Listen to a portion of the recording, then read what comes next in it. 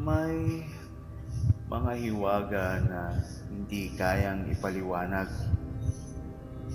at nananatili na lamang tanong sa ating isipan. Habang naghihintay ka ng kasagutan, makinig ka muna sa mga maiksing kwento ni Kuya Bert.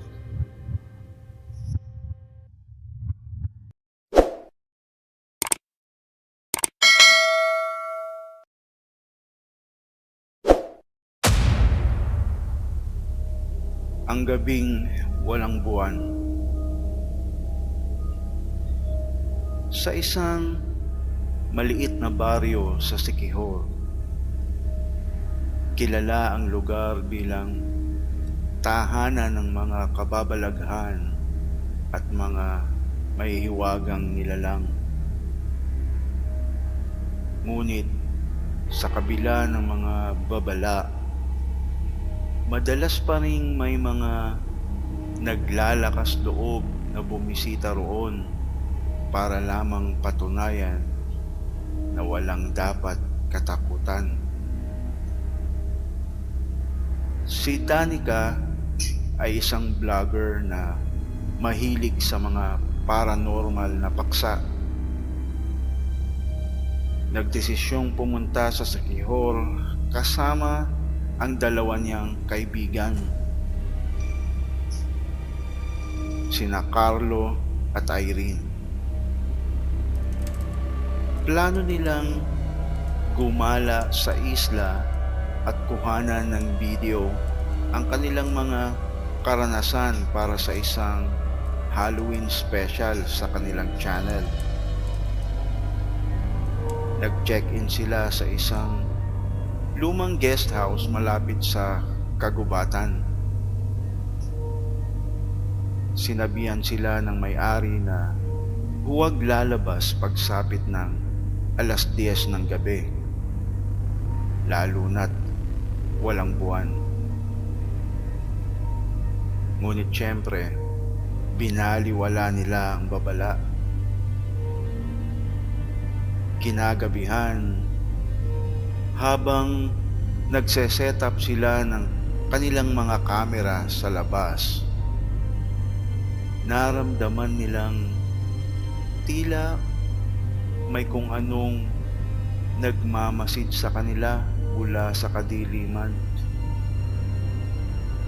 Ang malamig na simoy ng hangin ay may dalang bulong, parang nagbabanta.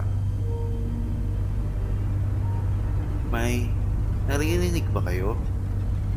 Tanong ni Irene. Nanginginig ang boses. Baka hayop lang yan, sagot naman ni Carlo. Ngunit may takot na rin sa kanyang mga mata.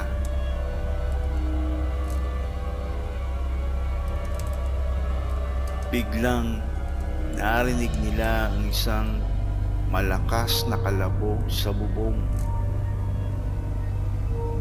Napatigil silang tatlo at nagtama ang kanilang mga tingin. Hindi iyon tunog ng isang hayop.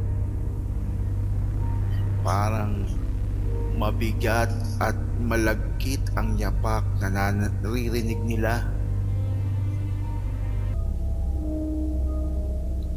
Danica, itigil na natin ito. Balik na tayo sa loob, sabi ni Carlo, halatang nagpapanik na. Ngunit bago pa sila makapasok, narinig nila ang isang nakakabinging iyak. Isang iyak na puno ng galit at gutom. Napatakbo sila pabalik sa guest house. Ngunit nang isara nilang pinto, may nakita silang kakaiba sa bintana. Isang babae na nakabitin sa ere. kalahating katawan lamang mula sa baywang pataas at may malalaking pakpak ng paniki. Ang kanyang mga mata ay pulang-pula at kumikislap sa dilim. Hmm, manananggal! Bulong ni Irene habang bumubulong ang kanyang mga tuhod. Ang mga ilaw sa guest house ay biglang nagpatay-sindi. Naririnig nila ang pagkalabog sa paligid na para bang ang nilalang ay umiikot sa buong bahay. Sinubukan ni Carlo na buksan ang kanyang telepono para tumawag ng tulong, ngunit wala itong signal. Habang nagtatago sila sa ilalim ng mesa, narinig nila ang pagbukas ng bubungan sa itaas. Ang malamig na hangin ay pumasok sa silid, kasabay ng nakakasulasok na amoy ng dugo. Gusto ko nang umuwi, umiiyak na sabi ni Danica. Ngunit alam nilang wala na silang ligtas na paraan palabas. Isang mahabang gabi ang nagdaan, puno ng takot at sigaw. Kinaumagahan, natagpuan ng mga residente ang guest house na puno ng dugo. Si Danica at Irene ay natagpuang wala ng buhay.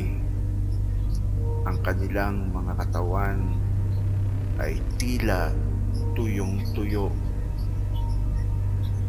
Tanging si Carlo ang natagpuang buhay, ngunit wala sa kanyang sariling katinuan. Paulit-ulit niyang sinasabi ang isang pangungusap. Wala nang buwan, wala nang buwan. Mula noon, wala nang naglakas loob na bumisita sa lugar. At tuwing gabi nang walang buwan, may mga naririnig pa ring iyak at mga pakpak na pumapagitna sa dilim.